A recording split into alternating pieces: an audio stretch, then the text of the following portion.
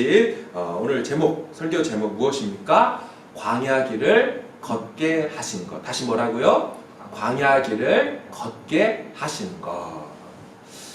흔히들 우리 중년을 일컬어서 인생의 황금기라고 합니다. 왜냐? 이 한 가정의 가장이지요. 인생의 영향력도 있지요. 특권도 있습니다. 돈도 좀 벌었어요. 이 사회를 이끌어가는 리더십이고 사회의 견인차 역할을 합니다. 하지만 중년을 이렇게만 볼 수가 없는 것이 중년의 또 다른 이면, 인생의 황금기라고 보기에는 어려운 그런 모습들이 있습니다. 우리나라 대한민국의 40대 사망률 OECD 국가 중에 항상 1위를 하지만 그 40대 사망률이 다른 미국과 캐나다, 프랑스, 일본보다 2배에서 3배나 높습니다. 그 중에서도 40대 중에서도 남성 사망률이 여성보다 3배나 높습니다. 남자들, 40대 남자들이 살기가 쉽지 않다는 거죠. 우리나라의 자살률 OECD 국가 중에 1위인데요. 그 중에서도 연령 중에서도 40대 자살률이 또 1위입니다. 통계청이 발표한 조사를 보면 자살의 충동을 경험한 사람 7만 명 대상으로 해봤더니 가장 많은 집단이 역시나 또 40대에서 나왔습니다. 우스갯소리로 대한민국 40대는 부모를 봉양하는 마지막 세대이면서 자기가 기른 자식에게는 버림받거나 돌봄받지 못하는 첫 번째 세대가 될 거라고 말하는 것이 있습니다. 끼인 세대죠. 부모 세대와 자녀 세대 사이에 끼인 것. 긴장과 갈등을 온몸으로 느끼는 세대가 40대라고 합니다.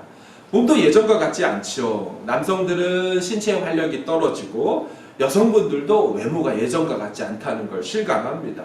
아무리 바르고 문질러도 펴어가는 주름살이 펴지지를 않습니다. 여러 가지 면에서 계속 사각으로 내몰리는 현실을 경험합니다. 홀로 남겨진 듯처럼 또 광야에 홀로 서 있는 것 같은 느낌을 받습니다.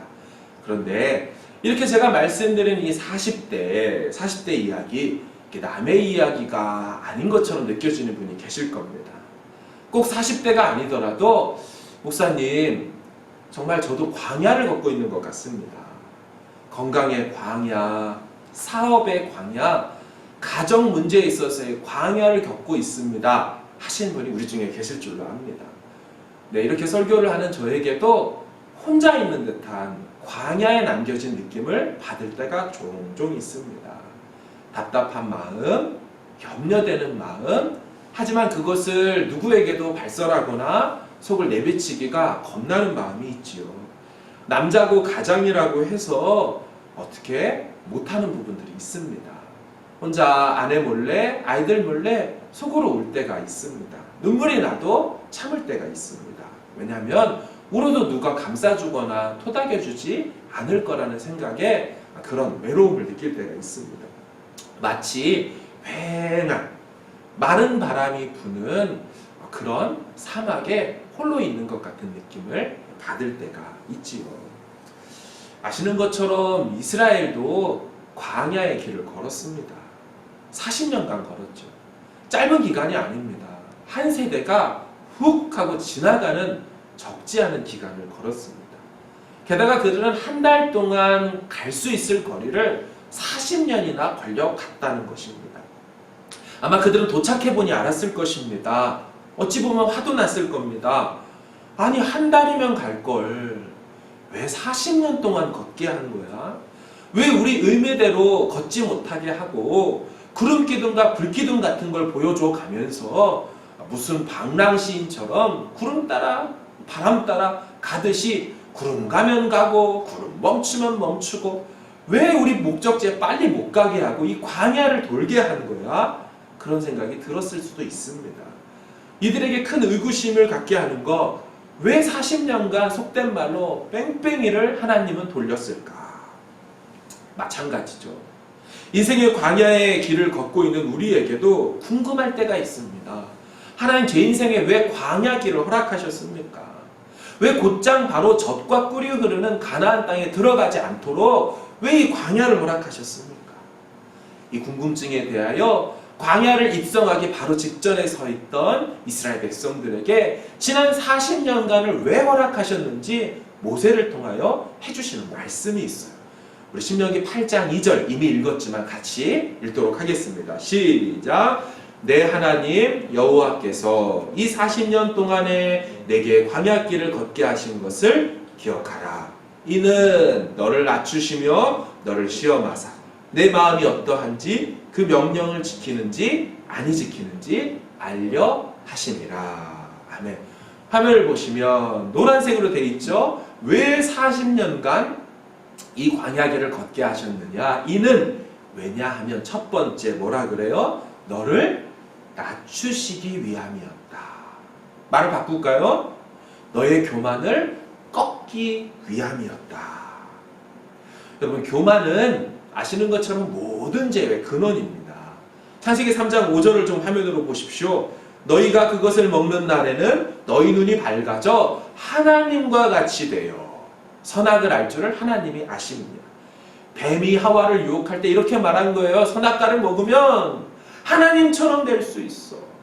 야, 이 말을 듣고 나자 갑자기 그동안 동산 중앙에 있어도 관심도 없던 그 선악과를 다시 쳐다본 하와의 마음에 이런 심경의 변화가 일어났습니다. 다음 절인 6절을 좀 보여주시면 여자가 그 나무를 본즉 먹음직하고 보암직하고 지혜롭게 할 만큼 탐스럽기도 한 나무인지라. 이전에는 미처 몰랐어요. 하나님처럼 될 수 있다는 그 소리가 들어오니까, 교만이 들어오니까 갑자기 눈이 확 뒤집혀진 겁니다. 하나님이 이스라엘 백성에게 광야의 삶을 허락하신 건 이 같은 교만의 문제, 태초부터 일어났던 인간 본연의 그 속성, 죄의 문제, 이 교만 문제 해결해야 된다.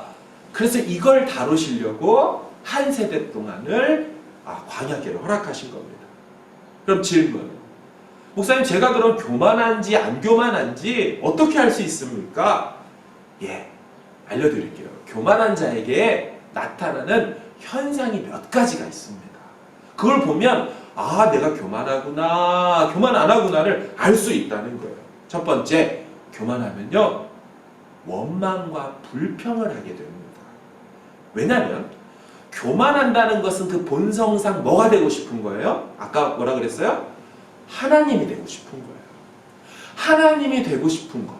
그런데 내가 하나님이면 모든 것을 내 마음대로 할 수 있는 상태가 돼야 되는데 실제 삶이 그렇습니까? 아니죠.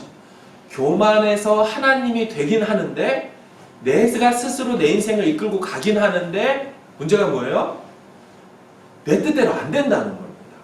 그러니까 어떤 현상이 일어나요? 내 마음속에 불평과 짜증과 염려가 나타납니다. 그래서 거꾸로 말하면 불평, 짜증, 원망이 생긴다는 건 뜻대로 안 된다는 거고, 뜻대로 왜 안 되는 것을 힘들어할까? 자기가 하려고 하는 속성 때문에 이런 감정이 나타나게 된다는 겁니다. 이스라엘 백성들 민수기 14장 한번 보십시오. 화면을 보시면 이스라엘 자손이 다 모세와 아론을 원망하며 온 회중이 그들에게 이르되 우리가 애굽 땅에서 죽었거나 이 광야에서 죽었으면 좋았을 것을. 자, 교만한 이스라엘 백성들 어떻게 합니까? 원망하죠. 그리고 생각이 어디로 달려갑니까? 극단적으로 가는 거예요. 죽었으면 좋았을 것. 그러니까 자기 뜻대로 하려고 하다 안 되니까 화가 나고 그 화가 치밀어 오르니까 확 죽어버릴까 보다. 이렇게 나눈다는 거예요. 그래서 건드리면 안 되는 이 생명에까지도 자기 마음대로 해버리려고 하는 겁니다. 저는 이 교만 이야기를 할 때마다 떠오르는 한 동물이 있습니다. 동물이. 그럼 다람쥐를 키워보셨습니까? 다람쥐. 이 다람쥐에 관련된 동요가 있죠. 산골짜기의 다람쥐, 아기 다람쥐, 도토리 점심 가지고 소풍을 간다. 다람쥐야 다람쥐야 제주나 한번 넘으렴 폴짝폴짝폴짝 날도 참말 좋구나. 이 다람쥐, 이 다람쥐 소풍 가는 다람쥐 이미지 있지 않습니까? 근데 제가 한 20년 전에 군대에 갔다가 야생 다람쥐 3마리를 잡은 적이 있습니다. 연병장에 돌아다니는 다람쥐를 당시 병장이었던 제가 전작 회의를 통해서 야, 저 다람쥐를 어떻게 잡을 수 있을까? 해서 부대원들과 함께 막 몰고 몰아가지고 다람쥐를 딱 잡았어요. 당시에 이 다람쥐 잡은 걸 어떻게 할까? 저희 내무반 알죠? 이게 쓰는 방. 금붕어가 죽어가지고 비어있는 어항이 있었습니다. 이 어항을 보고 야, 이거 다람쥐 우리로 쓰면 되겠다. 참 병장이 할 일이 없으니까 별짓을 다 해요. 멀쩡한 다람쥐를. 그래서 그 어항을 다 걷어내고 그 안에 솔잎과 도토리 막 다람쥐가 살 수 있는 환경을 쫙 구성해줬어요. 그래서 이제 같이 지내고 있는데 하루는 이 다람쥐 어항이 너무 더러워져서 청소하려고 이걸 딱 들고 부대원들과 같이 이게 그 부대에 있는 목욕탕에 들어간 거예요. 그래서 목욕탕에서 그걸 딱 열고서 청소를 해주려고 하는데 야, 이 다람쥐 입장에서는 얼마나 답답했겠어요. 우리가 참 나쁘죠. 이 다람쥐 입장에서 확 열자마자 뛰쳐나간 거예요. 막 부대 목욕탕을 막 돌아다니는 거예요. 얘를 어떻게 해야 할까? 그래서 간신히 이제 또 잡긴 잡았는데 어떻게 잡았냐면 그 체육복 같은 걸로 살짝 덮어가지고, 왜냐면 또 잘못 잡으면 다람쥐가 이제 물거든요. 피가 나니까 살짝 잡았는데 어라 가만히 있는 거예요. 왜 그러지?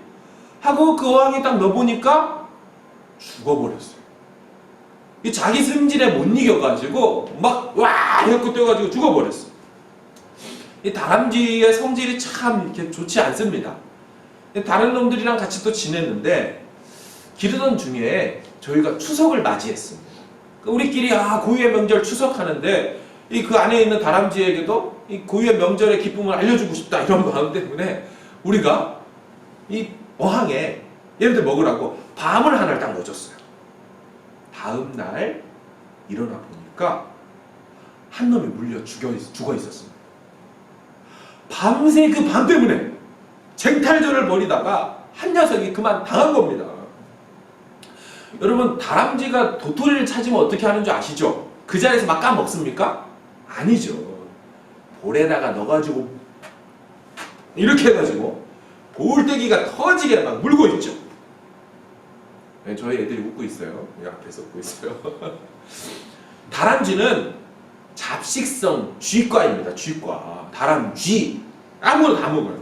저희가 실험을 해보지 않았습니까? 군용 건빵 완전 잘 먹고, 라면 완전 잘 먹고, 급기야. 이러면 안 되는데 회개했어요. 도롱뇽을 잡아가지고 넣어줘? 잘 먹습니다. 야, 다람쥐 대단해요. 게다가 몇 달 기르다 보니 이 다람쥐의 꼬리털이요, 복실복실하던 놈이 다 빠지고 힘이 없어지더니 쥐꼬리가 되는 거예요. 이게 그래서 언뜻 보면 이게 다람쥐야 그냥 쥐야 구별이 안 돼요. 끔찍하죠. 동요를 다시 부를게 보겠습니다. 산골짜기에 다람쥐, 성질더는 다람쥐, 도토리 점심 가지고 사냥을 간다. 이 다람쥐가 그렇게 다르게 보이더라고요. 그 후로 다람쥐를 볼 때마다 야, 이 다람쥐는 자기들만 먹겠다고 입에다 다 넣고, 물론 본성이지만 교만하고 막 성질을 못 이겨 하는 그런 모습처럼 보였습니다. 이스라엘 백성들이 이런 의미에 있어서의 다람쥐 같은 생각이 들었습니다. 원망하면서 확 죽어버릴 걸 불평과 불만, 볼멘 소리를 한다라는 거죠. 그래서 우리 삶을 돌아보면은 참 내가 왜 원망과 불평을 할까? 보면은 내 뜻대로 안 되기 때문에. 그럼 왜 내 뜻대로 할까? 사실은 내 인생의 주인이 나라고 생각하니까 내 뜻이 안 이루어지고 그래서 화가 나는 거예요. 인생의 주도권을 하나님께 드리면 마음에 평안이 오고 어떤 일이 있어도 하나님 뜻과 계획이 있겠지 하고 컴다운 할 수 있을 텐데 그게 안 된다는 것이죠. 또 하나 교만하면 일어나는 현상이 뭐냐면 무언가를 이룰 때 하나님은 다 사라지고 그 자리에 나만 남게 됩니다. 우리 자신을 돌아볼까요? 주급을 받는 순간, 물건 대급을 받거나 계약이 딱 이루어지는 순간 여러분 어떻게 반응하십니까? 속에서 혹시 이런 음성이 들립니까? 야, 너 한 달 동안 수고 많았다. 네가 이 건 해결하느라고 정말 애를 많이 썼다. 혹시 이렇게만 들려옵니까? 아니면 하나님 이번 달도 은혜 주셔서 월용할 양식을 얻었습니다. 하나님이 딱 먼저 떠오르십니까?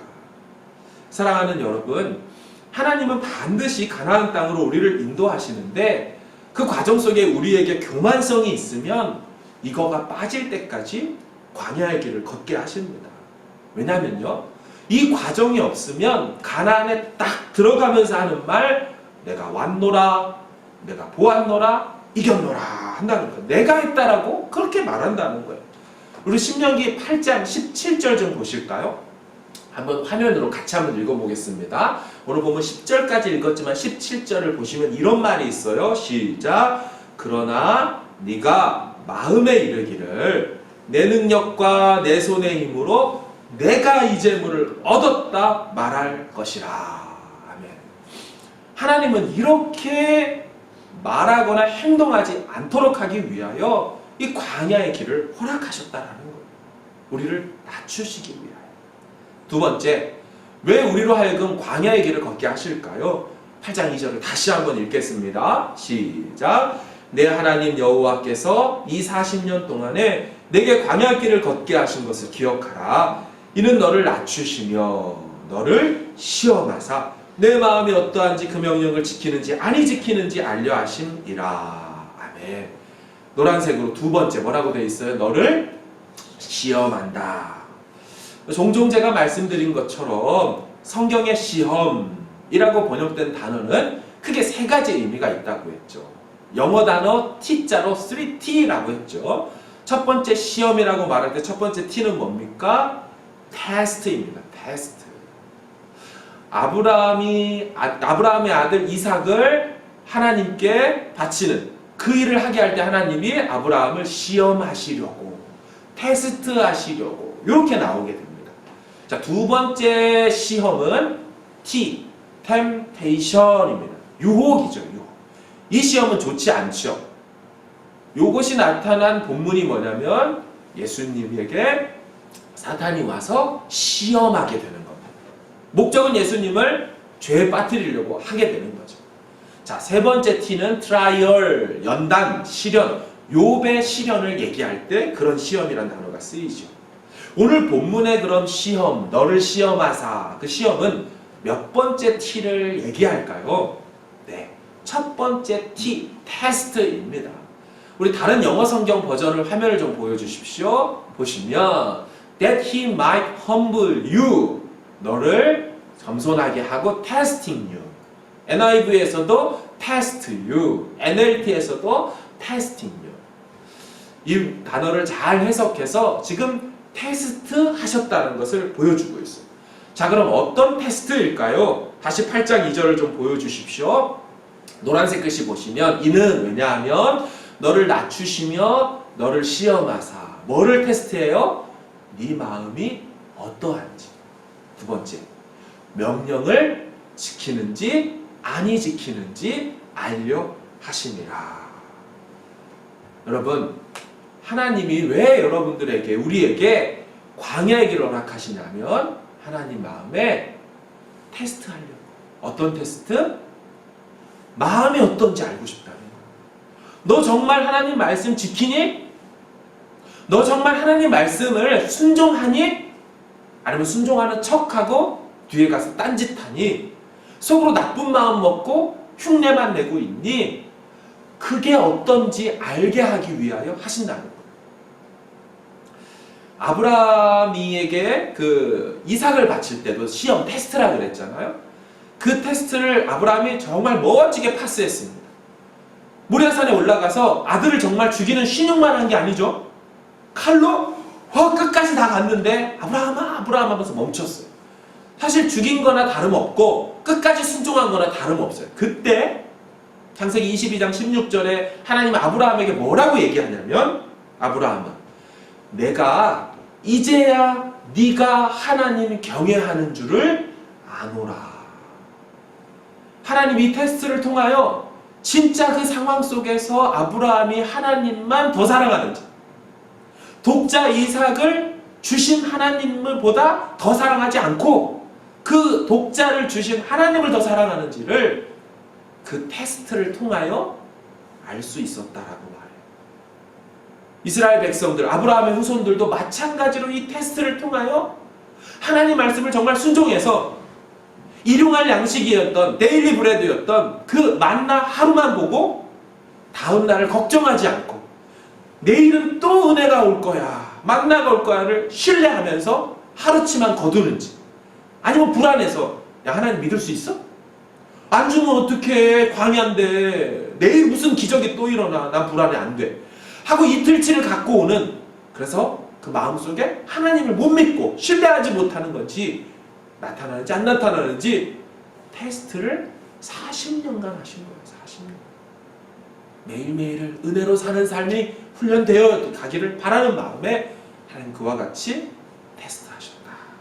여러분 기억하십시오. 하나님이 어떤 종국의 것을, 마지막의 것을 주시기 전에는 이런 테스트의 과정을 거칩니다. 때로는 주시고도 그것에 합당한 자격이 되는지를 또 테스트하시는 거예요. 독자 이삭을 주고서도 테스트하시는 거예요. 대표적으로 뭘 갖고 테스트를 하실까요? 여러 가지가 있는데 이 시간 좀 나누고 싶은 건 돈에 대한 부분이에요. 여러분 돈 자체는 선도 아니고 악도 아닙니다. 하지만 돈은 어떤 경향을 갖고 있다고 성경이 말하고 있어요. 돈은 스스로 자기 자신을 사랑하게 만들고 돈은 스스로 자기 자신을 숭배하도록 만드는 경향이 있어요. 우리 디모데전서 6장 10절 많이 들어보셨을 거예요. 돈을 사랑함이 일만하게 뿌리가 되나니. 돈이 일만하게 뿌리가 아니고 돈을 사랑하는 것이 악의 출발이다라고 말하고 있죠. 돈은 이처럼 사람의 마음을 빼앗아가는 경향이 있습니다. 따라서 그 돈을 잘 다룰 수 있는지 없는지를 하나님은 테스트할 때가 종종 있으십니다. 처음에는 적은 물질을 맡기고 지켜보십니다. 그 돈은 하나님 섬기라고, 또 하나님 일 하라고, 하나님께서 허락하신 이 가정을 지켜내라고 주신 것인데 그것이 수단 이상이 되지 않는지, 그것 자체가 목적이 되지 않는지 줘보시고 테스트하십니다. 그래서 얼마간의 재정을 통하여 테스트에 합격하게 되면 더 많은 물질을 맡기시곤 하죠. 여러분 크리스찬의 재물관은 기본적으로 청직이 아닙니까? 매니저예요, 매니저. 그 돈을 잘 맡겨주신 거를 잘 핸들할 수 있는지를 보시는 거예요. 그런데 좀 더 많은 재물을 주니까 마음이 흔들리는 거예요. 이것에 대해서 어떻게 할지 모르는 거예요. 그리고 주인의 뜻대로 관리가 안 되고 지출이 안 됩니다. 그러면 아직은 그 재물 이상을 맡을 자격이 안 돼요. 준비가 안 돼 있어요.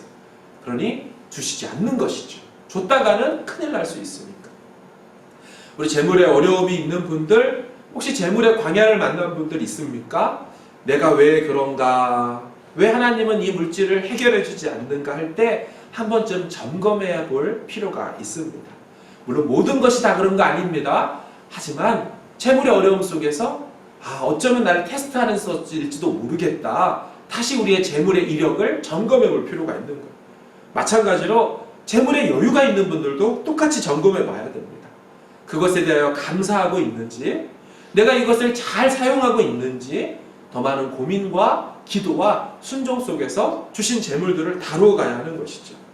우리 중에 하나님의 테스트 중에 있다고 생각하는 분들, 광야에 서 있다고 생각하는 분들이 있을 줄 압니다. 하나님의 뜻을 분별하고 순종할 수 있기를 바랍니다. 그러면 이 테스트를 통하여 우리는 오히려 하나님 앞에 주님, 제 마음이 진짜 이랬습니다를 증명해낼 수 있는 기회가 될 것입니다. 테스트는 꼭 안 좋은 것이 아닙니다. 테스트를 통하여 우리의 진가와 우리의 본 마음이 하나님 앞에 더 분명하게 드러날 수 있고 합격점을 받을 수 있고 그 시간을 통하여 주님께 더 큰 기쁨을 드릴 수 있는 기회가 되는 것입니다.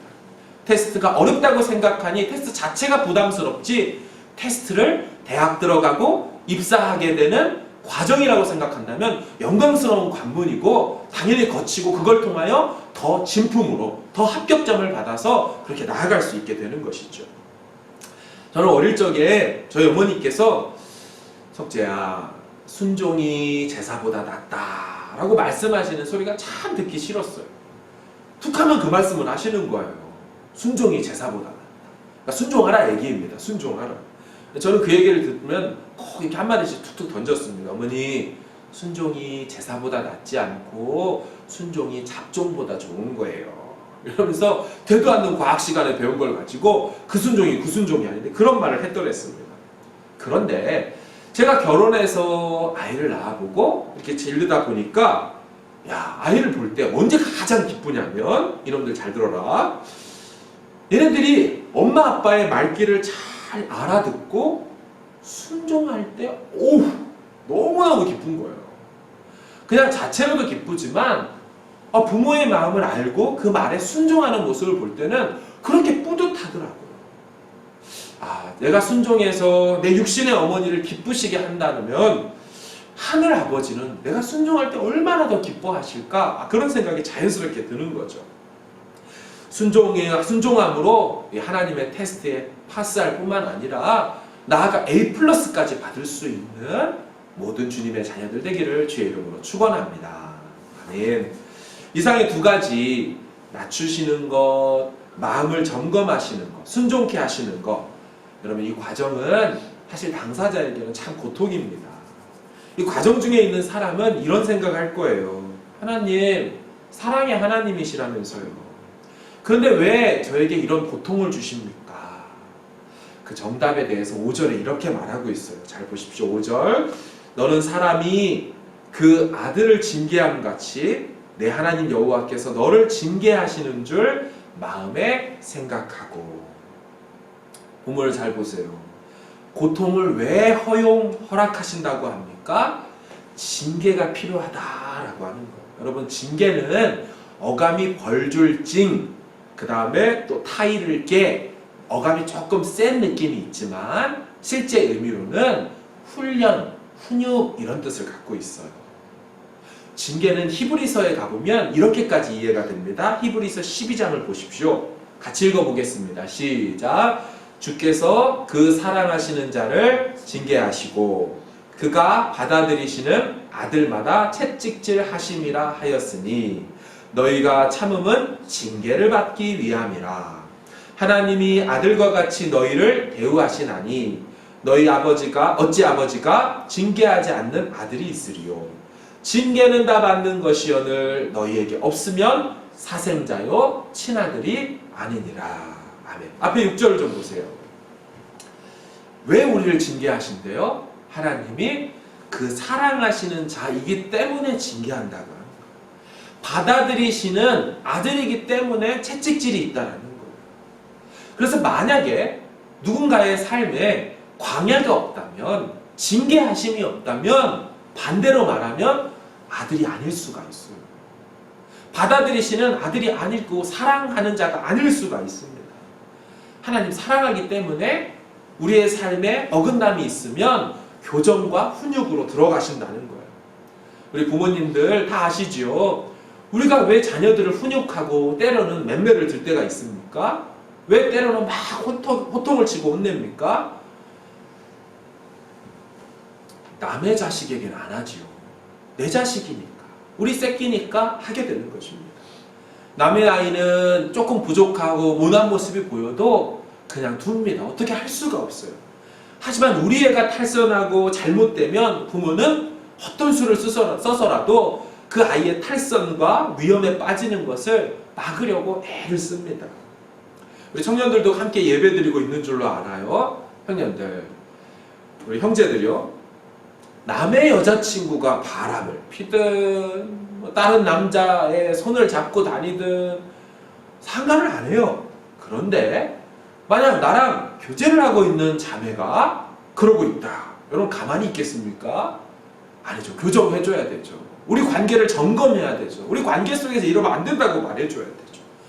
그런 거예요. 사랑하는 사람에 대해서는 특별히 이런 관계성으로 나타나게 된다는 거예요. 하나님께서 우리를 사랑하시기 때문에 징계와 교정과 훈육이 있는 겁니다. 우리 마지막으로 16절을 좀 같이 읽어보겠습니다. 시작. 내 조상도 알지 못하던 만나를 광야에서 내게 먹이셨나니 이는 다 너를 낮추시며 너를 시험하사 마침내 내게 복을 주려 하심이었느니라. 아멘. 여러분 저 말씀을 잘 보세요. 낮추시고 테스트하셨던 건 마침내 우리에게 복 주기 위해서 그 과정이 있었다라고 분명히 말하고 있어요. 그래서 그 과정 1번과 2번 과정 속에서 하나님을 오해하면 아니 됩니다. 하나님 왜 나를 비참하게 낮추십니까? 하나님 왜 이리도 마음을 안타깝고 비통하게 만드십니까? 왜 이 고통을 계속 두십니까? 여러분 오해하지 마세요. 이 과정을 통하여 하나님은 복으로 나아가게 하신다라는 것입니다. 우리 부모님들께서 사랑하는 자녀를 군대를 보내놓고 아들을 군대 보내놓고 다리 피고 편하게 그 기간을 보내시는 분이 계십니까? 그렇지 않아요. 광야의 길을 걷게 하신 하나님이 그 광야 길을 걷는 40년 동안 뭐 하셨겠습니까? 저희 어머니께서 제가 군대 갔을 때 3달 동안 우셨다는 거예요. 저는 몰랐죠. 훈련병이었고 뭐 연락할 방법도 없었으니까. 근 100일을 매일매일 우셨답니다. 나중에 알았죠. 제 여동생이 학교 갔다 오면 집에 학교 다녀왔습니다 하면 저쪽 방에서 매일 계속 귀신 곡하는 소리가 들렸다는 거예요. 이렇게 웃었다는 거예요. 그러면 아버지께서 이렇게 말씀하셨대요. 얘야, 네 엄마 또 곡한다. 놔둬라. 순간순간 아들이 생각나서 계속 우신 거예요. 제가 6대 독자 아들이라서 어머니가 그러셨을까요? 아니요. 제 여동생도 캄보디아 단기 선교를 갔다 온 적이 있습니다.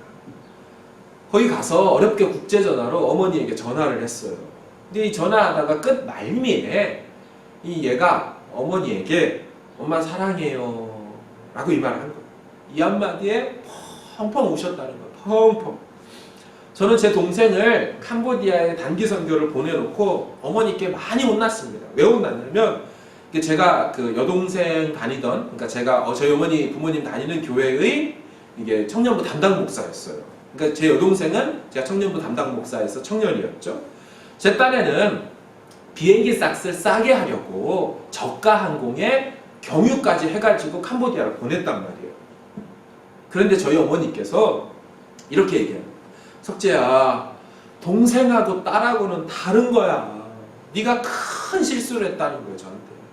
너는 동생이니까 네 동생을 저가 항공에 경유시켜서 보내지만 엄마는 딸이라서 그렇게 보낼 수가 없다고. 네가 잘못한 거라고. 막 뭐라고 하시더라고요. 그러더니 캄보디아에서 또 여동생한테 편지가 왔어요. 뭐 했겠어요? 또 편지 받고 며칠을 또 곡하시는 거죠. 여러분, 부모님이라는 그 분은 자녀에 대해서 이런 애틋한 마음을 가질 수밖에 없는 존재예요. 마찬가지예요. 하나님 편에서 생각해 볼까요? 말 안 들어요. 불평해요. 야채 먹고 싶다, 고기 먹고 싶다, 투정하고 우는 이 안타까운 백성들, 60만에서 200만의 이스라엘 백성들, 그들로 하여금 40년간 광야길을 걷게 하셨어요. 하나님은 뻔히 이 존재들이 어떻게 행동할지 아시는데 편히 쉬겠어요? 한시도 눈을 떼지 않으셨죠. 그걸 상징적으로 보여준 게 구름기둥과 불기둥 아닙니까? 내가 너희와 함께한다. 내가 불꽃 같은 눈으로 너를 쳐다보고 있다. 여러분 시편 121편에 뭐라고 얘기를 합니까? 여호와께서 지키신다. 졸지도 주무시지도 않고 이스라엘 백성들을 지키신다. 너의 도움이 어디서 올까? 너의 도움은 천지를 지으신 여호와에게서 온다 라고 말씀하시면서 이스라엘을 지키시는 자는 졸지도 주무시지도 않는다. 너의 우편에 그늘 되신다. 낮의 해와 밤의 달이 너를 상치 않게 해주신다. 너의 출입을 지금부터 영원까지 지키신다. 약속하고 계신다는 거예요. 말씀을 정리하면서 하나님이 정말 우리 아바 아버지라면 그 아바 아버지 되신 그분이 우리 인생 가운데 광야의 길을 허락하시고 비통하게 비참하게 마음 아프게 낮추게 하시는 일들 또한 우리로 하여금 어떤 마음인지 알아보시는 그 테스트의 과정을 허락하실 때 하나님 마음도 부모의 마음으로 그 생각들을, 그 환경들을, 그 장면들을 바라보고 계셨다는 거예요. 그리고 행여나 넘어져서 완전히 자빠지지는 않을지, 완전히 주저앉지는 않을지 하나님 아버지 바라보고 계셔요. 제가 좋아하는 시편 말씀이에요. 저는 넘어지나 아주 엎드려지지 아니하면 여호와께서 손으로 붙드시니라. 넘어질 수 있어요? 휘청거릴 수 있어요? 하지만 절대로 자빠져서 너 아웃하게 KO 되지는 않도록 해주셔요.